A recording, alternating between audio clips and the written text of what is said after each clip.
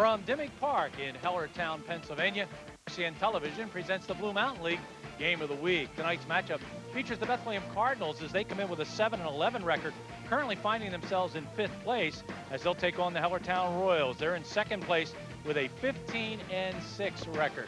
Hello, everybody. I'm Gary Laubach along with Chris Michael, Dick Tracy taking the night off as we welcome you to what promises to be a good baseball game because things are getting a little desperate, Chris. 32 game schedule. They're more than halfway past. And right now, the Bethlehem Cardinals are in dire need of some victories. But what a week. They've got to play Martins Creek tomorrow night. They take on Hellertown tonight, and they've got the starters on Thursday night, and they don't have all their people here. Yeah, certainly a tough road. And you mentioned starters. They have them coming up there right behind starters in the standings. But really tough go this week for Bethlehem because they're missing 4 guys on vacation. They have one guy who has food poisoning, J.T. Bertosky. He was hurt back when we saw him in the first game of the year up in Egypt. He hasn't been back 100%. And we just saw Andy Pitzelis. He's on a bad ankle. He cannot play at all today. So the flip side is they have some younger players, some guys they don't know a whole lot about. Maybe they'll get a pleasant surprise and they can get a few wins this week. And also on the flip side is Hellertown. The Royals, just an outstanding Blue Mountain League program. In their last 120 games, Chris, they're 96-24 during the regular season. Bob Zerfoss has been the fixture. He always puts together a great team, no exception this year. Right now, they find themselves 3 games out of first place. And they're really playing well right now on all facets. They're hitting the ball well. Top 4 hitters in the lineup, hitting over 300, getting solid pitching, 4 starters, giving them quality innings that can also do some relief work. They've been getting some guys fill in, do an inning or 2 here and there. So really solid pitching. And we've heard that they've been able to play solid defense, too. So they've really been playing well in all facets of the game second half of the year. And, Chris, this is the 3rd time they will have played this year. Both ball games were very good games, 3-0 win by Hellertown and a 3-2 win by Hellertown. So we expect a good baseball game tonight. Yeah, Bethlehem was really in dire straits. They're looking at Matt Funk, who was the original starting pitcher. They no-hit them the first time the teams met. Well, today they get Rocky Gencarelli, who 2-hit them in the 2nd meeting. So hopefully the 3rd time is the charm. They can punch them runs through. Well, we'll see how it all unfolds. It doesn't look like there's any threat of rain here tonight. It is hot. It's a little bit humid, but it's a good night for baseball. Sit back. It's the Blue Mountain League Game of the Week. The Cardinals taking on the Royals.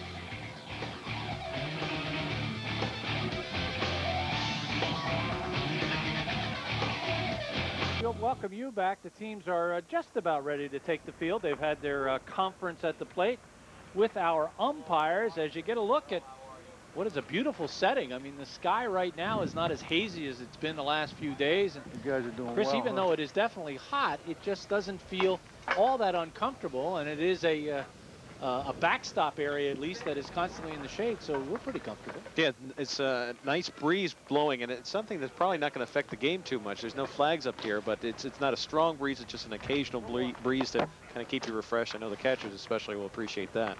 We will remind you that our Blue Mountain League Game of the Week next week will be from DeSales. We have not done a game there before, so we're anxious to get over to DeSales College University as Martins Creek, the #1 team right now in the Blue Mountain League, and the 2-time defending champions will take on the Lehigh Valley Clippers. So we'll have that ball game for you at 9:30 next Tuesday night. All right, let's give you the Bethlehem Cardinals starting lineup. And again, it is a patched up group as Chris Sewell trying to put together the best lineup he can under the circumstances. He'll lead it off with number 23, Ross Biggs, and Ross will play center field. Batting second, number 5, Mike Palos, in an unusual spot. He'll play second base. Normally, he's their first baseman. Batting third, number 20, Chris Sewell. He's the shortstop, and normally Andy Pitzelis has that spot. He's got a sprained ankle. Batting fourth will be Jay Rothenhausler. He'll play first base. He wears number 9. Batting fifth is number 14, Mark Washburn. Mark is the right fielder. Batting sixth, number 7, Greg Turcott. He is the catcher. Batting seventh is number 51, Alex Specht. He'll play third base. Will Flores will play left field and bat 8th. And Matt Kensecki will be the designated hitter. He wears number 6, and he will bat 9th. Defensively, this is what the Royals look like. As at first base is Mark Nicholas. At second base is Jake Griesemer. At shortstop is Chris Grinovinsky. At third base, Mike Dickey. Out along the outfield, Ian Burley will be in left field. John Stazenko will be in center. And Ron Wentz Jr. will be out in right field. Behind home plate is Matt Kayak. And out on the mound is RCN's own Rocky Gencarelli. He is the sales manager for RCN. He'll get the start tonight. The big right-hander has gone 30 1/3 innings. He has given up 19 hits, 10 runs. And in the Blue Mountain League, they do not determine earned runs. They have their own earned run average that they determine by a formula. 5 walks, 28 strikeouts. So his strikeout to walk ratio is excellent. And if he had an ERA and every one of those runs was earned, it would be 2.30. But of course they aren't. So that earned run average, Chris, which is very good, would be even better. Yeah, I tried to talk to him. You can tell he's a salesman. I tried to talk to him about his pitching, and he talked about HD channels now available on RCN. But, you know, and I teasingly brought up the All-Star game because that has been one of the few bad innings he has had this year. He has really pitched well. We mentioned the last time these two teams met, pitched a 2-hitter, went 6 innings in that ball game. And he and a couple of the other starters also have done a nice job of kind of sliding in. If a guy gives you 6 innings, Rocky has picked up a couple saves this year. Just coming in, filling that 1 inning, giving guys a boost for that pitching staff. And the Rock has had great seasons as a pitcher for Hellertown. He hasn't had great TV games. That's been one of the problems, that he's looking to stop that tonight. So Rocky is looking to go 4 or 5 innings. Then Ryan Amy will probably come in as Hellertown. Chris, one of the few teams that only plays 2 games this week, as opposed to everybody else playing 3. Here's Ross Biggs, steps in with a 243 average, 9 hits. One of those is a double. He's got 6 runs scored, and he does not have an RBI. Is that going to be a little high? Ball 1 to Ross Biggs, the first pitch from Rocky Giancarelli. We'll give you the men in blue in just a moment. Right. That's going to be a strike. Got that one down just a little bit lower than the first pitch, and the count evened up at 1-1. Rocky's got a good fastball and a good curve. Gets the ball up there in a hurry. Here's the 1-1 pitch. Fouled back, and he's ahead in the count now, 1-2. 1 ball, 2 strikes. Cardinals were formed in 2002 by Chris Sewell. He is their manager, their coach. He's been the only one they've had. Chris, of course, had a outstanding career before that with Martins Creek. Oh, that's a little low. The count evened up at 2-2. 2-2. They've been in 1 playoff. In 2005, got to the finals and lost to the Hellertown Royals in 2005. They were unbelievable that year. They batted .322. That ball beat in the ground. Tough play for Giancarelli, and he's not going to be able to make it. That's going to be a base hit of the cheap variety, but it certainly will go down as a base hit. I don't know if anyone had a real good shot at that. Biggs runs pretty well. Dickey was coming in from 3rd, and of course has the momentum, whereas Giancarelli has to slam on the brakes here, pick up the ball, and then peaks just a little bit. You see him look up, ball drops out, and then no shot to get Biggs at first.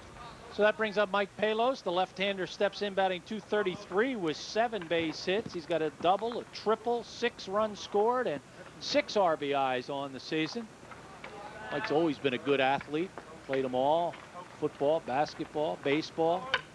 Always finds a way to get on base. I know last year's on-base percentage was over 500 when he had him. This year, 477, even though his average is down a bit.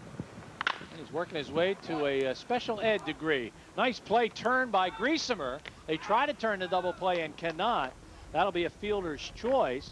And Palos will be on at first base. Retired is Ross Biggs for the first out. Not real. Go ahead, Chris. Not really a double play ball here. You see Long running over to his right, or excuse me, to his left. Had to come back, throw that ball to short. Grinovitsky does a nice job with the pivot, but still not enough to get Palos. This guy's been the most consistent hitter on this baseball team, and he is their leader. Chris Sewell comes in playing shortstop tonight, .386 with 17 hits, all singles, 6 runs batted in, 7 runs scored on the season. So Palos is down at first base. That one over the head of Sewell, and that will be a wild pitch and allow Palos to move up to second. Very interesting backstop here, right behind home plate. You see a solid background. The ball bounces right back to the catcher. 1 ball. Aside from that, on either side of that Harvey C. Rad and the Embassy Bank sign, there's a regular fence, so the ball's going to die there. And then, of course, over here you have it's an out-of-play line, and you could get an extra base depending on where the base runner is in relation to the base he's going to. Oh, that's high. Ball 2, 2-0. Dimick Field will get a refurbishing next year, as they'll put in, we believe, some new stands. Right now, those stands are not available for seating. They're going to put new stands in there. They're going to redo the field. That ball is a high chopper, Oh! and that's going to be a foul ball. That would have been a very tough play for Mike Dickey. And certainly Hellertown, I think, a little better off that ended up being a foul ball. And got caught right in between hops. Like he wanted to charge it, but didn't have that opportunity. Sewell has always been a tough out. Guy has always been a good hitter, assistant coach for the Liberty High School baseball team. Chris played some college ball at Northampton Community College. And he'll look at a 2-1 pitch. Slow curveball in the dirt. Nice stop by Kayak. 3-1. Count 3-1 now. A good block there. Has the glove turned around, keeps it in front of him. Palos, who runs well for a big guy. Nice lead off of second, could not advance. 3-1 pitch. And trying to jump all over it. Sewell looking for a fastball. He got the fastball. It was out of the strike zone, up around his eyes. But it looked too good to let go, and Chris went after it. It is. Take another look at it, Chris. You see this foul ground. There's a lot of area around here, but not all of it is playable. He goes after that high pitch. It's way out in front of it. And there's an out-of-play line that's actually pretty close to the foul line. 384 down left field, which is a real shot. In fact, center field is only 346, 328 down the right field line. So you're going to hit it out of here in left field, you really have to catch it. And that's going to be strike 3. And that will be strike 3 looking as that fastball right down the heart of the plate for the second out of the inning. Well, Sewell took a couple steps, thought it missed, but looked like it had a good part of the corner. As much as he was looking for the pitch on the 3-1 count, he kind of got frozen on that. Here's Jay Rothenhausler, the first baseman. He's had a good year, 309. Tied for the team lead in hits with 17. 6 doubles, a triple, and 2 home runs. Certainly represents their power. 6 runs scored and 18 RBIs. Ball 1 to Rothenhausler.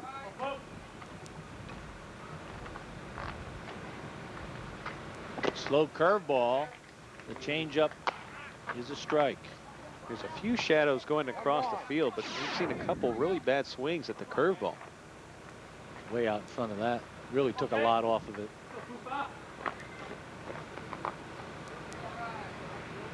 Here's the 1-1. Curveball again off the end of the bat, and the count goes to 1-2.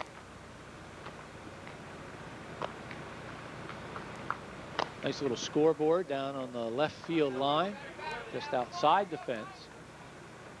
Keeps the balls and strikes, the outs, the innings, the score, and time. Interested to see what Rocky throws here. He got him out in front on 2 curveballs. Does he come back with the third or try to bust him inside with a fastball? He threw the fastball. Nice job again by Kayak to dig it out. So that will be the second strikeout of the inning, and a strong inning for Jancarelli. And Chris, take a look at this good play by the catcher. See, again, has the glove turned around, gets it down there between the ball and the ground, secures the second strikeout of the inning, and the Royals will come to bat. No runs. There was 1 base hit, an infield base hit. There were no errors, and 1 runner left on base. So we turn our attention down to the Royals of Hellertown and their starting batting order. Leading off will be Jake Griesemer. He wears number 10. He's playing second base. Batting second is number 5, Ian Burley. He's the left fielder. Batting third is Mark Nicholas. He wears number 7. He plays first base. Batting fourth is Chris Grinovitsky. He's the shortstop, and he wears number 3. Batting fifth, number 16, John Stazenko. He's a center fielder. Batting sixth is Mike Dickey, the third baseman, wears number 4. Batting seventh is designated hitter Scott Nicholas. He wears number 8. Batting eighth, number 22, Ron Wench Jr., the right fielder. And batting ninth is Matt Kayak. He is the catcher, and he wears number 23. That batting order has been almost the same every single game this entire year. Defensively, the Cardinals will throw these gloves at the Royals. First base, Jay Rothenhausler. Second base, Mike Palos. Shortstop is Chris Sewell. And at third base is Alex Specht. Out in left field, Will Flores. In center field, Ross Biggs. Mark Washburn will hold down right field. Behind home plate is Greg Turcotte. Out on the mound is Mike Pavelko. Mike has thrown 36 2/3 innings. He's given up 67 hits. 33 runs, 9 walks. He struck out 23. And again, if all those runs were earned, and they certainly are not, he'd have an ERA of 6.29. Pavelko had pitched for Hellertown in the 90s, and sometimes that'll work for you with familiarity. And he has had success pitching against Hellertown since coming over in 1997. Throws a fastball, a slider, and a changeup. And when he's on, he will mix up his pitches very well and keep hitters off stride. So it will be Jake Griesemer steps in, 367 average, 11 hits, 3 doubles, 2 triples, 5 runs scored, and 8 RBIs. Jake Griesemer to get his first look at Mike Pavelko. Strike one. Jake played for Pleasant Valley High School and went to Westchester University, where he is currently matriculating. This is his first year in the Blue Mountain League. There's a ground ball, tough hop for Sewell, and he can't do anything with it. That's going to be an error on the shortstop, although, again, it took a bad hop. But Chris couldn't do anything with it, and we'll have a leadoff base runner. Another look. Sewell normally a second baseman for most of this year, having to move over to shortstop because of all the injuries. And just not able to make a clean backhand there. Okay, good luck. Trying to recover it, just could not on the second attempt. And no chance to get Griesemer at first. Here's Ian Burley, the Lafayette kid, is the left fielder, not a kid anymore. Ian steps in batting .357 with 25 hits, 4 doubles, a couple of home runs, 13 runs scored, and 14 RBIs. Played at Notre Dame High School, Lafayette College, and he's still in school, going to Kutztown University right now. Chris, how about this guy? He's really not all that old, and he already has 10 years in the Blue Mountain League. Really a well-rounded player. Steals bases, has speed, has some power. Can't call him a kid anymore. He is 28 years old. You right? We're seeing a lot of friends here tonight. Gene Sestoris, my old catcher when I played in the Blue Mountain League, just walked in. George Cobb played with him. George and along with Bob Zerfa started this baseball team just about 30 years ago. You mentioned you actually had played on this field too. I played here in Legion baseball and on the Blue Mountain League. That ball punched to right, a long run for Washburn. He can't get to it. It'll be a one-hopper, and not being able to do much with that was Griesemer. He wasn't sure it was going to be caught or not, so he could only get to second base. So the first 2 base runners are on for Hellertown. That'll be a base hit. And a great deke job by the middle infielders. He looked at them and they gave him no clue. The second baseman was calling for the ball. Sewell was looking over at first base. Here you see he's looking. He looks up. Now he's looking around. Where is it? And now he's actually headed back. But there was really no way that Washburn was going to get to that ball. But because he was looking at the middle infielders and they were kind of misdirecting him at first, that delayed him just enough not to get around second and be able to advance to third base. So runners on first and second with nobody out. Mark Nicholas, the first baseman, steps in. He's batting .309, 21 hits, 5 doubles, a home run, 9 runs scored, and 9 RBIs.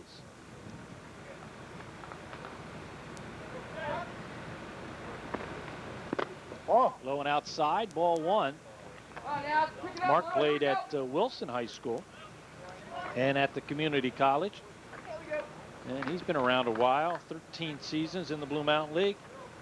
He was the MVP of this league in 2001. Was the batting champion that year. Just off the plate, 2-0. There's like a Royals Bible that Bob Zerfus gave to us before tonight's ball game, and man, it profiles everybody on this team and talks about their history. They do a great job, this organization. Ooh, they got him picked off. Now, can he get down to third base? He cannot.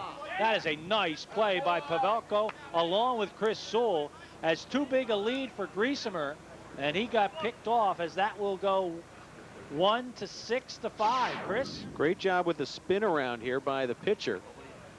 It froze the runner Griesemer and then had to take off for third. Tried to slide to the inside of the bag. Ball was on the outside, but quick tag there by Speck. Gets it before he slides in. That was a big play. Let's see how that affects this inning. Here's the 2-0. Fastball is a strike, 2-1 now to Nicholas. 1-1. Burley was also getting a pretty healthy lead off of first base. Burley was always a good base runner at Lafayette. And he's fake going, and that ball will be punched out to left field. Flores has a bit of a run, but he will put it away, and Will collects out number 2. Flores initially backed up on that play. He was listed on the original starting lineup as a second baseman. A lot of times infielders will back up when they move to the outfield, and he took a step or two back before coming in, and luckily it held up enough time, and Flores appears has pretty good speed and was able to camp out under it. Well, it's a lineup of necessity tonight, and Will's got a bum knee, so they thought he might be better off out in left field as opposed to playing second base, so that's why he's out there. Here's Chris Grinovinsky. He's a double roster guy, and in fact, he made the Upper Perk All-Star team. As the shortstop comes in batting .317, 20 hits, 8 doubles, 2 home runs, 12 runs scored, and 12 RBIs. Oh. That pitch a little low. Count goes 2-0 to Grinovinsky. 2-0. Other games tonight. Vinecrest is at Limeport. Martins Creek is at Egypt to take on the starters, and Northampton taking on the Easton Falcons. And there's a nice play by Sewell, and that will end the inning on the foul pop, or check that, by Rothenhausler. And that will end the inning for the 3rd out. So no runs, 1 hit, 1 error, and 1 runner left on base at the end of 1. It's 0-0, and it gives us a chance to talk to you about Embassy Bank. They invite you to hit a home run. With their customer service and their whole new standard for banking in the Lehigh Valley, they can become your community bank.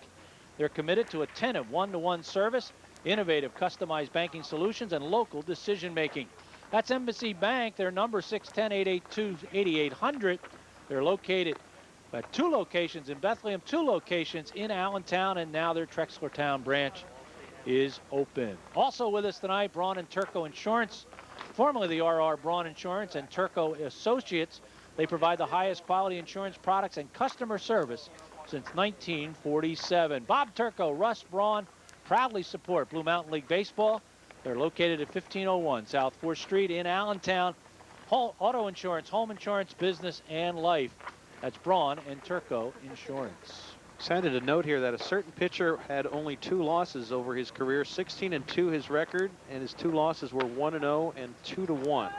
Any idea who this person is, this unnamed pitcher? Well, I'm trying to be modest here, but you bring your whole fan club here today? Is people bringing you press releases and notes? And those were my Blue Mountain League numbers in '67 and '68. I lost to Craig Anderson when the Mets released him by a 1-0 score. I beat Craig Anderson to 1 game that year, and I lost 2-1 to Jim Opplinger, who was one of the top pitchers in the Blue Mountain League. So those were my 2 losses that year. The umpires tonight, there you get a look at them. Dave Hemmerly, he's along the bases, and Bill Berkheimer is behind home plate. Here's Mark Washburn, steps in batting .179 with 7 base hits. 1's a double, 4 runs scored, and 5 RBIs. No score, top of the 2nd. Oh. That ball up a little high, ball 1. Now, if Andy Weaver shows up, I know you had something planned tonight.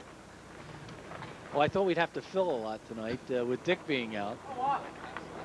Chris will take over for innings 4, 5, and 6, and I'll try not to bother him. 2-0 to Washburn.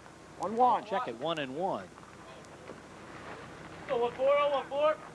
So the count evened up.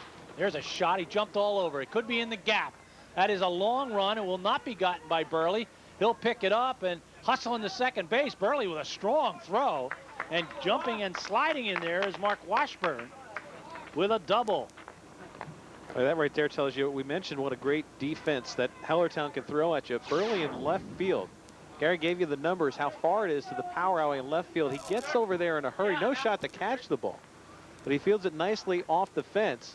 This throw is maybe a little bit lower. He actually can nail Washburn sliding into second. So that will bring up Greg Turcotte, the catcher, batting .205 with 9 base hits, 1 double. And he's got a couple of runs scored and 3 RBIs. He looks at strike 1 to Turcotte. Washburn at second base. Washburn's a guy with good speed too. Real important for the Cardinals to try to get a run here with a leadoff double.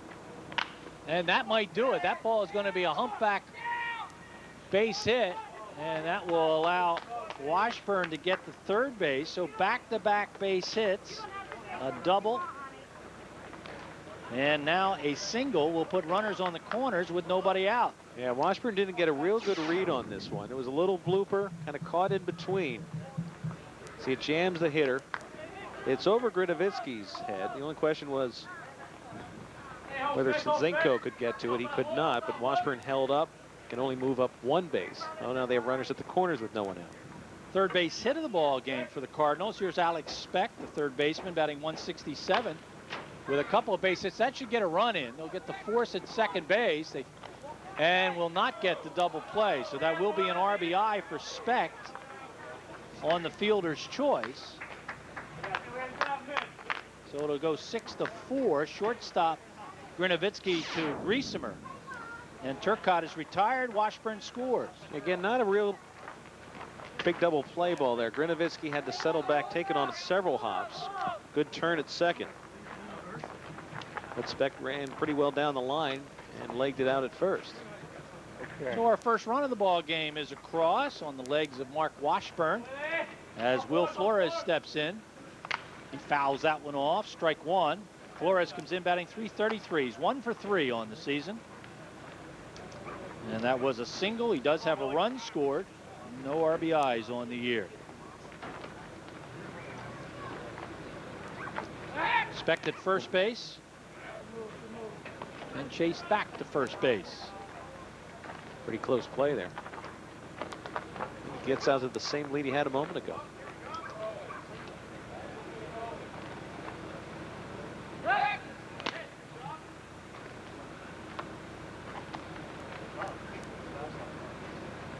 Speck and Flores, two of those players that Chris Sewell was saying they're getting an extended playing time here the last couple weeks because of the injuries and vacation, and they'll be in the lineup probably the rest of this week. Well, fouled back. Count 0-2. That's it, Rocky.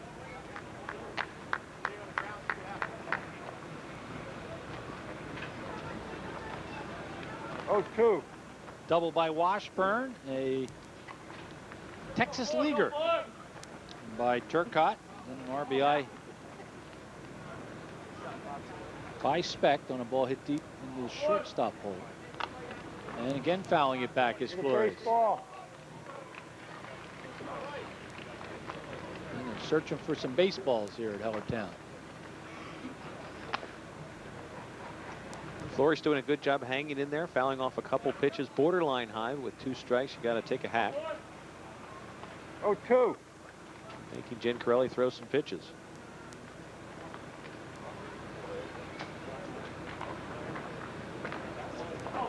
And the third 0-2 pitch. There goes the runner. That's up high.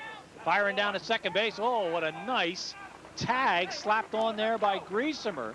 It looked like, Chris, if Speck would have slid sooner, he would have been in there. Yeah, he had that base stolen without question. And for some reason, he kind of got caught in between here. We get a good look at it. 2 strikes. There's the throw. If he slides, he's in there easily. But for some reason, he thought about standing up, then he hesitated, and then it was too late. Those are the kind of plays you can get hurt on, as he tried to slide late and would have jammed himself on the bag. And there's a fastball thrown past Flores for the strikeout. A rather strange inning. 1 run on 1 hit. There were no errors in the inning and nobody left on base, but we had a fielder's choice, a caught stealing, and a strikeout. But it is the Cardinals who strike first. They now lead at the end of 1.5 by a 1-0 score. And that's an inning the Cardinals would probably like to have over again. Had some opportunities to score. They've been struggling to manufacture runs, and they get one, but they could have had more. Harvey Z. Rad Realtors, George Rad Broker. They're one of the most respected real estate teams and companies in the Lehigh Valley. They have been providing personal and professional real estate services with honesty and integrity for over 45 years, specializing in residential, commercial, and multi-unit investment properties. You will find knowledge and sincerity in helping you with all of your real estate needs. Call Dave Rooney, Chris Rad, Greg Rad, or George Rad at 610-433-5551. That's Rad Realty. Edge Transportation with us tonight, door to door since '84. They provide same-day and overnight transportation service to New York, New Jersey, Pennsylvania, Delaware, Maryland, the District of Columbia, Virginia, West Virginia, and Connecticut. Edge Transportation handles LTL truckload service inside deliveries and liftgate services. For reliable, efficient transportation service, the number is 1-800-388-EDGE. That's 1-800-388-3343. Edge Transportation, door-to-door since '84. We talked to Chris Sewell and some of the other players about this season, and they've lost a lot of games 2-1, 5-4, and some games the breaks have not gone their way. We'll take a look at the last play, actually the second last out of the inning, the stolen base. This is Specht.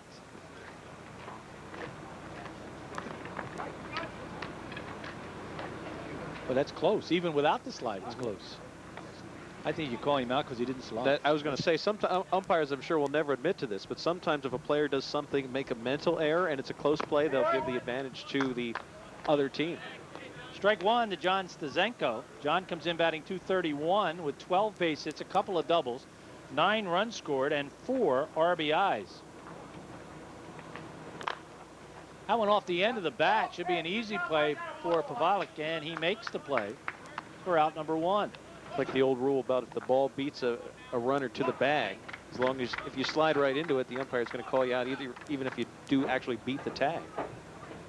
Here's Mike Dickey. Mike batting .254 with 15 hits, 5 doubles, 9 runs scored, and 5 RBIs.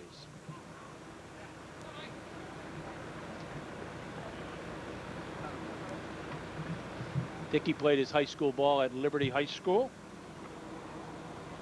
And went on to pitch. Strike one to Dickey. Pavelko has stayed ahead of the hitters, Chris, for the most part. At least he's been around the plate. That's strike two. 2 nice pitches. That a fast slider. Yeah, you saw the ERA was on the high side, but Chris Sewell said that Mike has really done a nice job. He's a controlled pitcher, great strikeout to walk ratio, 23-9. So he usually keeps him in the ball game and keeps it right around the plate. That one in the dirt. Good waste pitch as the count goes to 1-2. Talking about the Royals, they were founded in 1977. Bob Zerfus and George Cobb, both of whom are Hall of Fame members. Ooh, that one was close. And then the count goes to 2-2. They've been in 9 finals and have 3 championships. Chris? Breaking ball off the plate. And now behind 3-2 after going 0-2. They won in 78, 79, and 2005. That ball hit into right field. Should be playable for Washburn. Mark is camped under it, and Washburn puts it away for out number 2.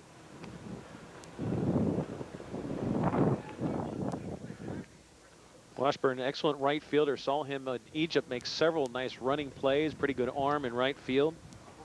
One of the few players that has remained healthy and is here tonight from that lineup that played back in Egypt several weeks ago. 5 Royals were on the All-Star team. Burley, Grinovitsky, Ryan Amy, who we'll probably see tonight. Jeff Laporta we won't see. And Rocky Giancarelli, who is pitching tonight's ball game. That's ball 1. To Scott Nicholas. Scott comes in, the brother of Mark. Comes in batting .245 with 12 base hits, 3 doubles, a home run, 9 runs scored, and 4 RBIs. Outside, 1-1. Or 2-0, I'm sorry. 2-0.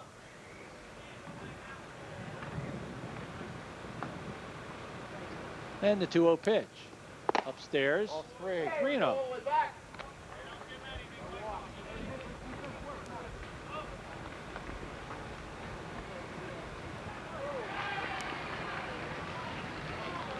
And that's low. Well, they're going to say that is strike 1. That pitch did not look good. Yeah, Scott thought that was low. We thought it was low. Everybody but the guy who counts. Bill Berkheimer thought it was a strike. Here's a strike. 3-2. Pavelko coming back here after retiring 4 in a row. Got behind on the 7-hole hitter. There's not much wiggle room anymore for the Cardinals, Chris. They have to win almost every one of their games and hope that Starters Pub or Vinecrest fades a little bit. Ground ball knocked down by Rothenhausler, and a nice job by Pavelko to get over there to cover and to end the inning in a very quick inning for Pavelko. No runs, no hits, no errors, nobody left on base. 2 full in the books. Right now it's the Cardinals 1 and the Royals nothing. Stay with us. Welcome back to Dimmick Park as for the first time ever we're here to broadcast the baseball game. Bob Zerfuss and the community guys made the accommodations very nice for us, and we're happy that we're able to do a ball game here. A lot of Blue Mountain League history has passed through the gates that lead to this ballpark, Chris. Well, originally we could not do a game here because it's very tough for the cameras to kind of put their positions up. And when I heard we couldn't do a game because it was not broadcast worthy, I thought they had to set up a food court for the media and the powder room and for another monitor so we could watch Major League games going on between innings. But recliners. They didn't have any recliners. Then I found out that they couldn't get the cameras in place. But they worked around that, and all the cameras are up in place, and they're able to bring you the game from Hellertown. Chris and I are not sitting in recliners, but we will move to the 3rd inning, and let's take a look. That's Glenn Romali, who is always up there, and Glenn and Chris Popick came out here last week, took a look around. Glenn says, I can get a shot from there. As Glenn fakes falling, and we can get a shot from center field, and our cameras are in place, and we're glad we're able to be here. Matt Kinsecki steps in, the DH, 9th in the order, comes in batting 111. He's got 1 base hit, a single on the season. And he was a late entry into the DH spot. Swing and a miss, strike 1, good fastball by Jancarelli. Jancarelli working his 3rd inning. And he was inserted for the food poisoning. They have about 7 or 8 reasons why players aren't able to go today. And well, it was food poisoning that occurred while somebody was at the seashore. So it might be one of those things where you just don't feel good enough to come back to real life. Knocking it down was Griesemer, and he makes the throw over to Nicholas. Chris, one thing about playing second base, you never have to hurry. I love that. All you have to do is keep the ball in front of you. You don't have to worry about fielding a ball cleanly. You can take your time. You could back up a little bit, give you some more range at second base. So that turns the lineup over. Here's Ross Biggs. He got on an infield chopper down the 3rd base line. And Jancarelli couldn't field quickly enough to throw Ross out. Ross right now is going to Lehigh University, and you know, with Dad, Dr. Biggs, the father, why not go into the medical field? He's getting himself ready for med school. The only bad thing about playing second is the head coach is twice as mad if you have a throwing error from second base. Shortstop and 3rd base, once in a while, it's okay. You can't make a throwing error from second. Well, if you don't have to hurry, you certainly should never have to throw the ball away. 2-0 now to Biggs. 2-0. Yeah, remember the tribulations and trials of Steve Sachs for the Dodgers, as he just couldn't throw the ball to first base from second base. Grinovitsky makes the play over to Nicholas for out number 2. If they wound up putting him in center field, he help cure his problem. He could throw from center field. Yeah, but he couldn't throw from base. second. And now, how many games must you have played to become a major leaguer and you can't throw the ball from second base to first base? Well, it gets in your head afterwards. Just kind of like Steve Blass and Joe Cowley syndrome. You just, something gets in your head and you just can't do it anymore. Here's Mike Palos. He grounded into a fielder's choice in the 1st inning, got as far as second base on a wild pitch and was left stranded. So he's 0 for 1 on the night. Ball 1. Chris, this game kind of taking on the same kind of aura that the first 2 games, the 3-0 and 3-2 ball game. It looks like it's going to be a pitcher's duel. And it's 1-1 to Palos. Yeah, it was important for Bethlehem to get on the board. As we mentioned earlier, they've kind of been snake bit a little bit and lost some 1-run games and 2-run games, and things not gone their way. So important for them to take an early lead. You did. Went after that one, did Michael, and that will be a strike. 1-2. 1-2. A couple games played last night, a couple rainouts last night. The Cardinals, a victim of a rainout, as they were supposed to play the Creekers last night. They'll play them tomorrow. I believe that game's at Moravian College. Couldn't have come at a better time too, and you have 4 or 5 guys on vacation right now to have that game postponed for a week or 2. It didn't happen. They only postponed it one night, so they're going to be in a similar predicament. tomorrow night as they are tonight. But you know, baseball is a funny game on any given night. 2 strikes. Strange things can happen. Going after that one. Foul tip, I believe, but it doesn't matter. That will be a strikeout for Jancarelli, his 4th strikeout of the baseball game. And a very quick inning for Rocky. No runs, no hits, no errors, nobody left on. Chris, a look at Jancarelli. After the fielder's choice, Rocky has settled into a groove here. Retired the next 4 hitters, 3 of them by strikeout. He's been doing it with all 3 of his pitches. So you look at the line score, 1 run on 3 hits for the Cardinals. They've committed 1 error. Hellertown with just 1 base hit, that by Ian Burley. And once again, it's Embassy Bank with us tonight. Attentive one-to-one service, innovative, customized banking solutions, and local decision-making. Call or stop in today to experience Embassy Bank's unique customer-focused philosophy. With Embassy Bank on your team, you'll hit a home run every single time. 610-882-8800 or go to www.embassybank.com. 5 local locations, 2 in Bethlehem, 2 in Allentown, and 1 in Trexlertown. Braun and Turco also with us, providing the highest quality insurance products and customer service since 1947. Bob Turco, Russ Braun are proud supporters of the Blue Mountain League. Life insurance, business insurance, home insurance, and auto insurance. You can get it all. Just call them at 610-797-5828 or go on over to 1501 South 4th Street in Allentown. Braun and Turco Insurance Incorporated. We thank them so much for their sponsorship. Mike Pavoko's fiddled into a nice groove here with the Royals. First 2 batters got on an error and then a hit to right field, but then they picked off Bessemer at 3rd base, or off of 2nd. Got him going into 3rd, and since then it's been 5 retired by the right-hander. So it's 8-9-1. Ron Wentz Jr. steps up, batting 133 with 6 hits. One of those a double, a triple, and a home run. 6 runs scored and 3 RBIs. So on the season, Chris, he's hit for the cycle from just 6 base hits. 1-1. 1-1 to Wentz.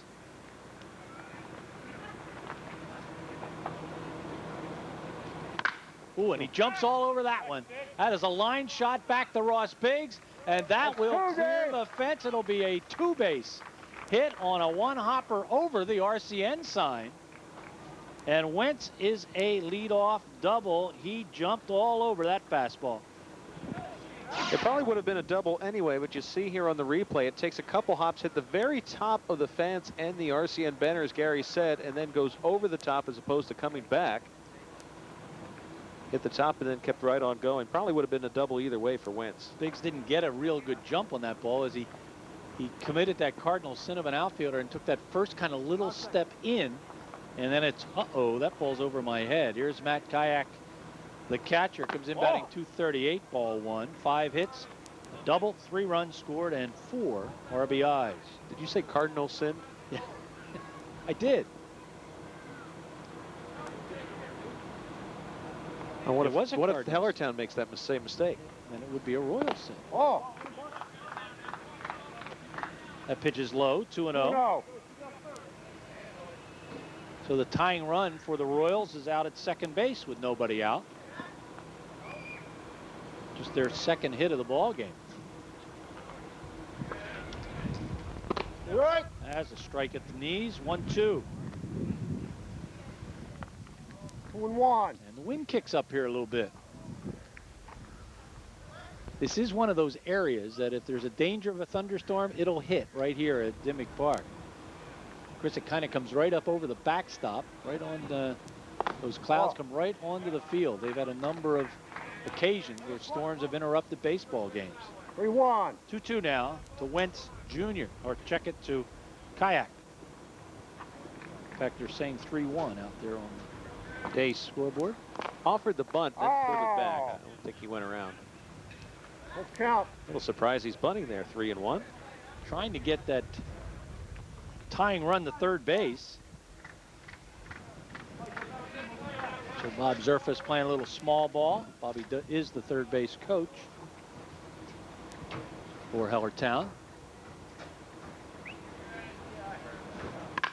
And that's punched out into right field. That will drop in front of Washburn. Getting a late start was Wentz. He also was not certain that ball would fall, so that will put runners on the corners for the Royals with nobody out.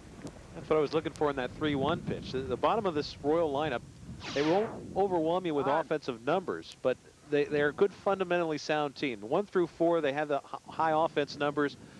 Bottom of the order, they get the job done. They move runners along. They can take it base to base. They're not going to hit 3-run homers every time, but good fundamental baseball there. Hit the ball to the right side. Wentz, not a great jump off of second base. However, he is enabled to move up to third base, and he can score here on a sac fly.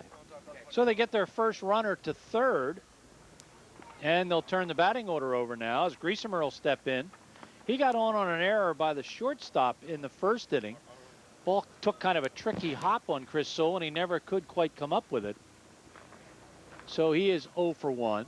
And then he was picked off when he got to second base on the base hit by Burley. And that kind of ended the threat of that inning by the Royals.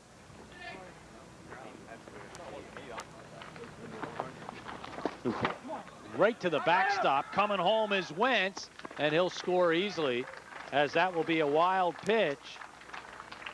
And there's plenty of room here at Hellertown. And moving up to second base is Kayak, and this game is all tied up. And we mentioned the area right behind home plate is a wooded area. The ball is going to come right back. But unfortunately for Bethlehem, it takes kind of a weird angle away from the catcher, Turcon. And Wentz picked up on that right away, was able to slide in. Kayak also moved up to second without any problem. So 1-1 now to Griesemer.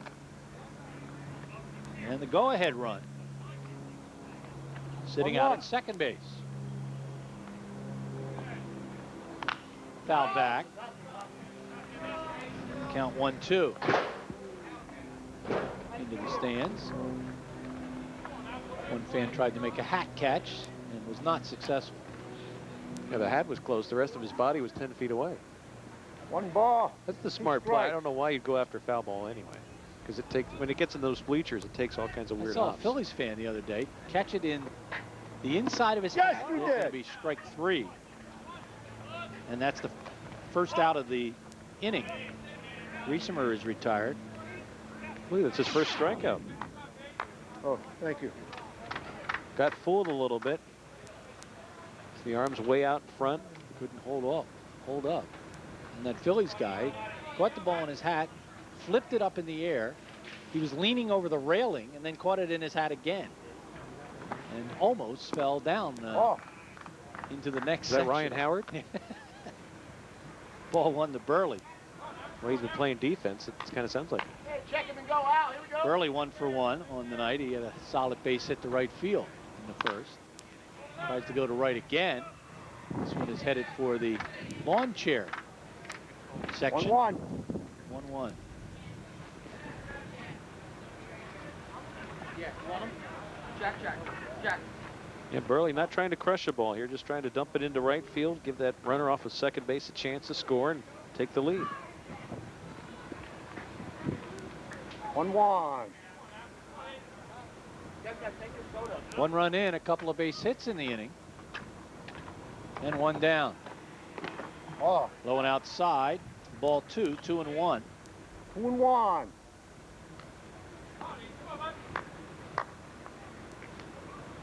Washburn now taking several steps over to his left in right field. And that ball punched foul along the first base line. Evens the count up at 2-2. 2-2. Washburn may just stay over there in right field. A ball hit his way, a couple foul balls hit towards the line. He originally was over towards the gap. He's going to be in the standard right field position. You look at Pavelko. He played his college ball at East Stroudsburg University. Cardinals were kind of stung by a few guys who said they were going to play and then didn't show up. Back up 3. It's all yours, Held those Dave. roster spots. There's a fly ball to Washburn, and thinking about tagging, but probably a good thing he didn't, as Washburn with a strong throw to keep Kayak at second base. And that's out number 2. Time. You mentioned Washburn, an excellent defensive right fielder. See him get a little bit momentum coming back, using his momentum coming in, making the catch, and then throwing to third all in one motion. Off the bag a bit, but the throw was pretty strong. And Speck might have had an opportunity to get back to the bag. As Mark Nicholas steps in, 0 for 1, fly to left in the first.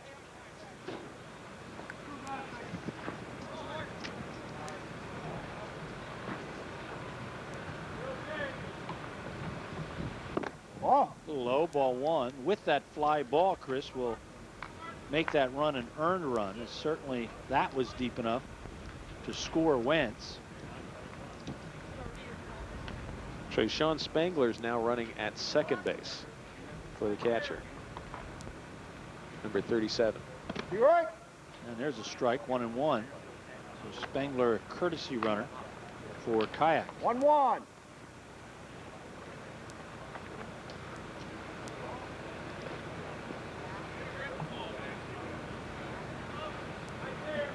Sean in his first season with the Royals. Oh. Ball 2, 2-1. You talked about the great traditions with some of the teams in the Blue Mountain League, like Hellertown, and they always seem to do a great job of having the veterans and then working in younger players. Courtesy runner here, pinch run here, maybe defensive replacement later in the game, but working guys in, getting them experience and getting them up to the speed of the Blue Mountain League baseball. 3-1 now to Nicholas. Especially guys that may not play a Division I 3-1. college or a high level of college somewhere. And boy, nothing says it more than the stat we gave in the pregame, Chris. The last 120 regular season games, 96-24, an amazing number. There's our first walk of the baseball game, as Nicholas will trot down to first base. So first base is Nicholas, second base Spangler, and stepping in will be the cleanup hitter, Chris Grinovitsky. He fouled to first baseman Rothenhausler to end the first inning.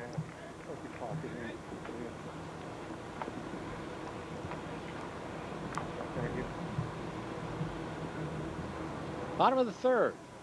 All knotted up at 1-1. Oh. Inside. Ball 1.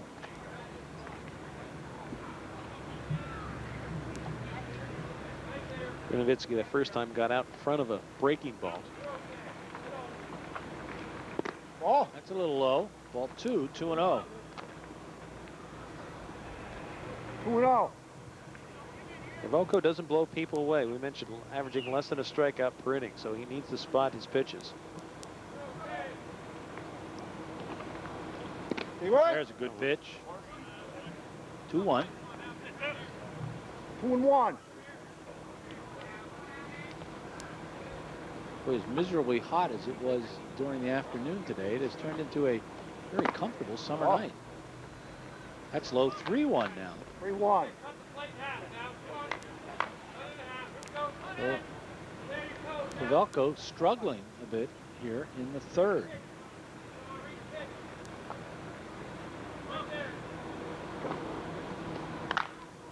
That's a chopper down the shortstop Sewell. Chris will make the fielder's choice. Over to Palos. And that will end the inning, but a little bit of damage done by the Royals. As they get 1 run, they do it on a couple of base hits, certainly hurt by a wild pitch.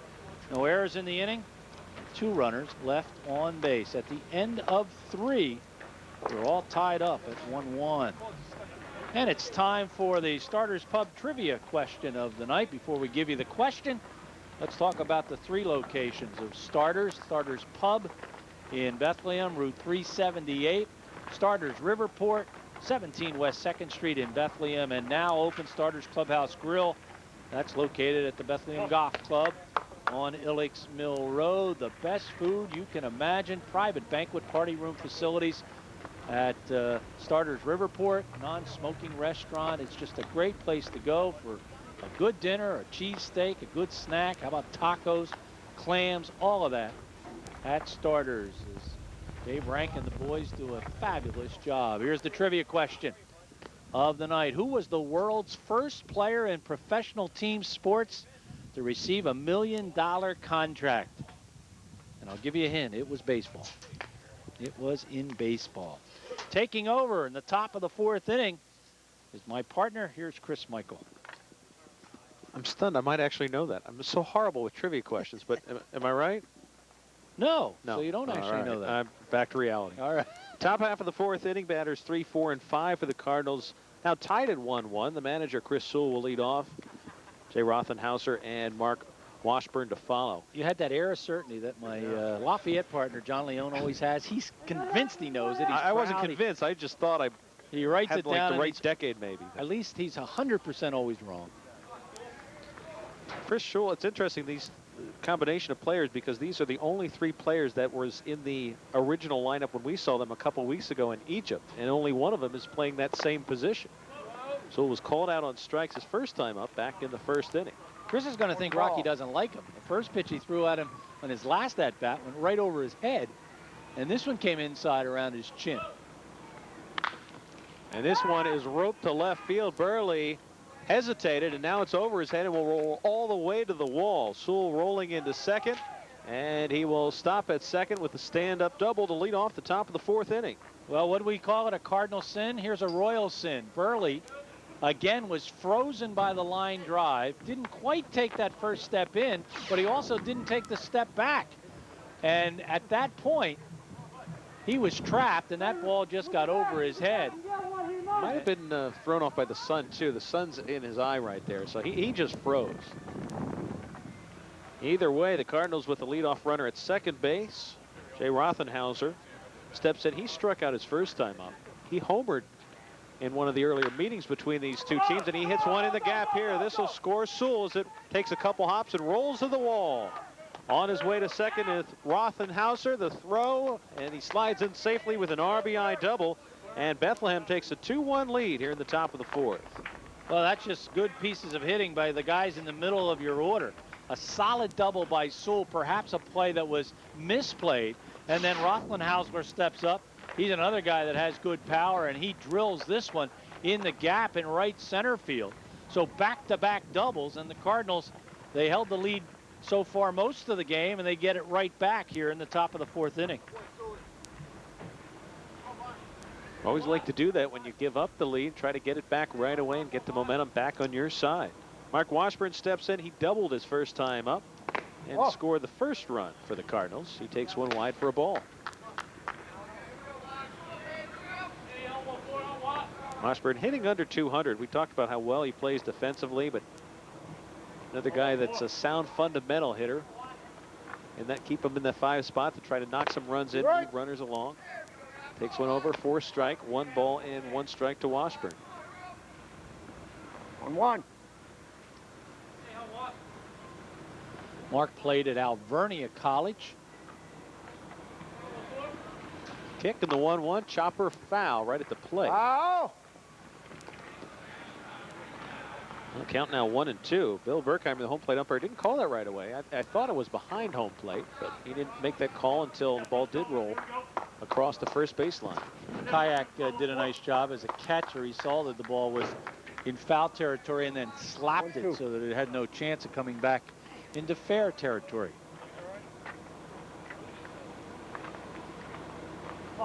Runner on at second, nobody out here in the top of the fourth. Kick and the 1-2 jammed him, and he fouls it back over the backstop. Count remains 1-2. 1 ball, 2 strikes. Jen Corelli with a 2-hitter the first time that he faced the Cardinals. Second meeting between the two teams, and a nice block there by Kyle. Count now even at 2 balls, 2 strikes. Bob Surface told us that he planned on using Jancarelli 4 or 5 innings before going to Amy, as again a light week for the Royals, so they want to use their pitching staff and keep them sharp. Pleasant problem to have when you have 4 guys that you can really rely on trying to find work for them. And every other team in the league playing 3 games during this week. 2-2. It's a big difference in this league when you have 3 solid pitchers as opposed to adding that 4th one. Chopper up the middle, fielded nicely by Grinovitsky. Throw over to first is in time for the first out of the inning. Rothenhauser moves up to third base with 1 out here in the top of the 4th. Granovitsky is an all-star, and so this becomes a fundamental play for him, a high chopper. Looked like for a moment it might get through to the outfield, but he covers a lot of ground. Chris certainly one of the best defensive players in the league, and a pretty good offensive player too. Greg Turcotte will now be the hitter, singled back in the second inning and was erased on a fielder's choice at second base. Pops one up here. Kayak off with a mask, has some room, and makes the catch, and that's not what you want to do in that situation there with a runner at third and 1 out. But he fouls out to the catcher, and now there's 2 outs, and that runner's still at third base. Got a little anxious, Chris, went after the first pitch here and took a chop at it. And nice play by Kayak. He found it immediately, got rid of all the gear, made the catch. And Hellertown did not bring the infield in, so any kind of ground ball would have gotten the run in. Middle infielders were just up a couple steps. And now it's up to Alex Beck for the Cardinals to get another run across. Alex reached on a fielder's choice his first time up and takes one high and tight for ball 1. Big run sitting at third base in Rothman-Hausler. They'd like to get a little bit of insurance run. They've got 1 in this inning. Like to get 2. Chopper up the middle. Griesemer fields it cleanly and throws out Specht, excuse me. Specht is retired. And that will do it for the Cardinals in the 4th. They do add 1 run on 2 hits. No errors and 1 left on base. But again, the Cardinals had an opportunity for another run. Head to the bottom half of the 4th inning. Cardinals leading 2-1. Harvey Z. Rad Realtor is with us tonight. George Rad, broker. Chris Rad, realtor. Greg Rad, realtor. Dave Rooney, a realtor. At 484-347-4126. Residential, commercial, industrial, multifamily investments and new construction. They can take care of all of that. They have been family owned and operated for over 45 years. 1505 South 4th Street in Allentown, or call them at 610-433-5551. Edge Transportation, door-to-door since '84, providing same-day and overnight transportation service. Lots of places: New York, New Jersey, Pennsylvania, Delaware, Maryland, the District of Columbia, Virginia, West Virginia, and Connecticut. Edge Transportation handles LTL, truckload service, inside deliveries, and liftgate services. For reliable, efficient transportation service, 1-800-388-3343. 1-800-388-EDGE. Edge Transportation, door-to-door since '84. John Stazenko will lead things off here in the bottom of the 4th inning. I think Pavolko would really like to duplicate what he did to these 3 batters in the 2nd inning here in the bottom of the 4th. Stazenko, Dickey, and Nichols. He retired the low pitch count. Grounder back to the box, a fly ball to right, and a grounder to first base. Mentioned the Cardinals with a very tough week this week, as they've got Martins Creek now tomorrow night in a game that was rained out last night. And then they have starters on Thursday, and they're 4.5 games out of 4th place. You've got to finish in the top 4 to get yourself in the Blue Mountain League playoffs. So that's their goal. And to do it, Chris, they can't waver. They're going to have to put up a whole bunch of W's. Starters is such a tough team to get behind and try to catch up with, because you know Punkin Miller is going to have them playing well heading down the home stretch. They were beaten last night, those starters, Pub. Stazenko leads things off here, bottom of the 4th inning. The windup, and the first pitch is fouled back over the backstop. No balls and 1 strike to Stazenko. Starters taking on Martins Creek tonight. So there's a game where the Cardinals kind of rooting for Martins Creek. They can't catch them, but they can catch starters. Wind in the 0-1. Breaking ball over for strike 2. And the Royals, Gary mentioned the easy week. You don't want to take any team lightly, but they have Northampton this week, and Northampton really has been struggling, especially of late. The wind in the 0-2 in the dirt.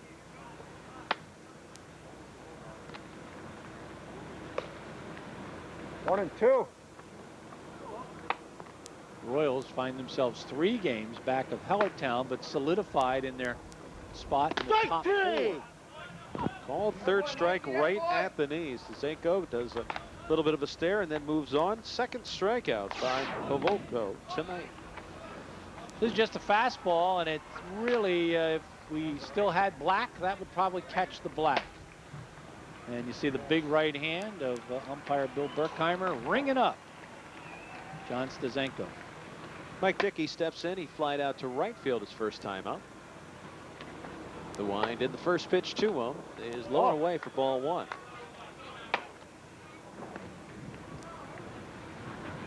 Dickey batting just over 254, but as we mentioned, the Royals, talking with some of the other players, Right. really notes that the bottom of this order will do a lot of nice things for you. 1-1.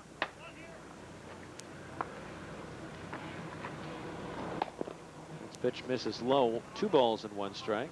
It gets lost some nowadays with the major leagues being able to bunt, move guys along, hitting the ball on the right side. A lot more of that in the National League with pitchers batting than there is in the American League with the DH. Now, if I was Dick Tracy, I'd say, National League, what's that? He doesn't acknowledge the National League. Little fly ball to right field. Washburn coming on hard. Makes the basket catch. Second out of the inning. Second time Dickey has been retired by Washburn. This one a much tougher play, but Washburn fields it cleanly on the basket sliding catch. Well, here he gets a good jump on the ball and never stops hustling to come and catch it. Calls Palos off the play. And a good defensive play by Mark Washburn in right field. 2 outs for the designated hitter, Scott Nicholas. Grounded out to the first baseman his first time up.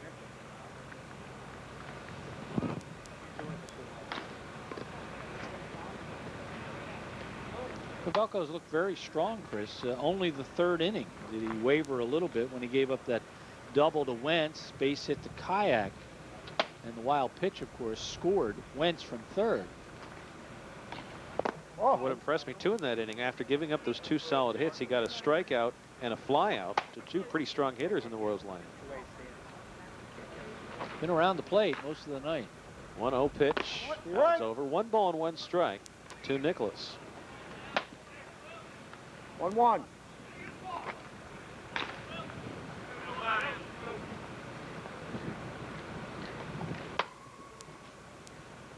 Kick in the 1-1 is low. 2 balls and 1 strike.